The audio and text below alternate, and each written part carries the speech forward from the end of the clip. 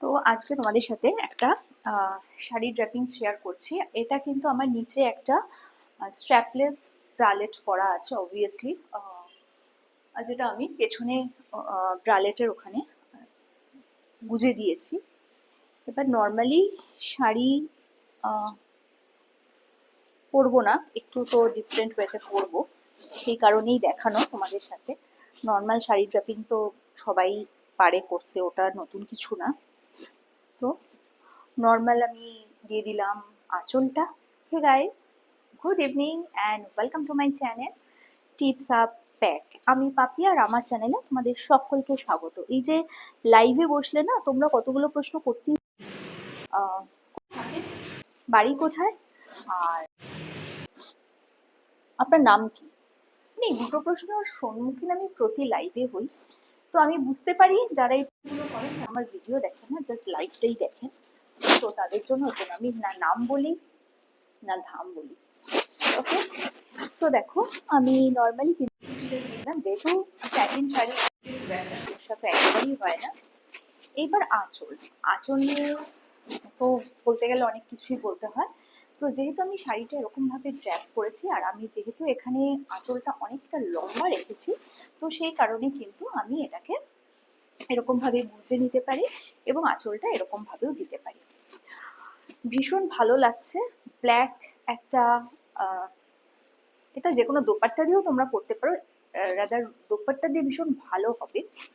তো দেখো এরকম ভাবে কিন্তু তোমরা আঁচলটা নিতে পারো, যেহেতু আমি এটা এরকম ভাবে করেছি বলে দেখাচ্ছি। সেকেন্ড যেটা করতে পারো সেটা হচ্ছে তোমরা এরকম নর্মালি আঁচলটা নিতে পারো, তাতেও কিন্তু বেশ ভালো লাগছে।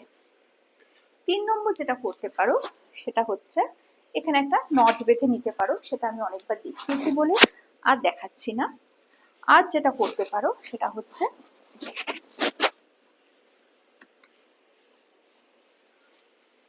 একটু আনইভেন হবে, একটু আনইভেন ওয়েতে আঁচলটা এরকম ভাবে নিতে পারো। যদি চাও তোমরা পুরো শোল্ডারটাকে ওপেন রাখতে, অথবা আঁচলটা কিন্তু তোমরা এরকম ভাবেও নিতে পারো। এটাও কিন্তু বেশ ভালো লাগে যদি আঁচলটা তোমরা এরকম ভাবে নাও। তো কোনটা সব থেকে বেশি ভালো লাগলো সেটা আমাকে বলো। আরেকটা যেটা করতে পারো সেটাও আমি দেখিয়েছি, তবু আরেকবার দেখাই। সেটা দেখিয়েছি নর্মাল ব্রালেটের সাথে। এখন আমি যেটা দেখাতে চলেছি সেটা তো একটু ডিফারেন্ট, তো একটু ডিফারেন্ট ভাবেই দেখাই। এরকম ভাবে তোমরা নিতে পারো। এই এতগুলো ওয়েতে কিন্তু এরকম ভাবে যদি তোমরা স্ট্র্যাপলেস ব্রালেটের সাথে এরকম দোপাট্টা দিয়েও করতে পারো, বা কোনো পিস থাকলে সেটা দিয়েও তোমরা ট্রাই করতে পারো। তোমরা কিন্তু এরকম ভাবে নিতেই পারো, ভীষণ ভালো লাগে, ভীষণ স্মার্ট লাগে দেখতে এতে। আর যদি মনে হয় যে এটার সাথে খুব আনইজি ফিল হচ্ছে, উপরে একটা জ্যাকেট তোমরা পরতে পারো। তবে আমি বলবো জ্যাকেট করলে জ্যাকেটটা একটু পেছন দিকে হেলিয়ে পড়বে, মানে পেছনে একটু ফেলে দেবে, পেছন দিকটা একটু বেশি দেবে পোর্শনটা, যাতে শোল্ডার দুটো দেখা যায়। কারণ এরকম ভাবে পরার কারণই হচ্ছে আমি যাতে আমার ওপেন শোল্ডারটা শো অফ করতে পারি, সেই জন্য। সো দেখো দূর থেকে দেখে নাও, দূর থেকে হচ্ছে লুকটা এরকম লাগছে, দেখে নাও এরকম লাগছে, আর এটা এরকম লাগছে। এবং অবশ্যই ব্যাক সাইড পিঠটা যেন ভ্যাক্সিং থাকে, নাহলে কিন্তু ভালো লাগবে না দেখতে।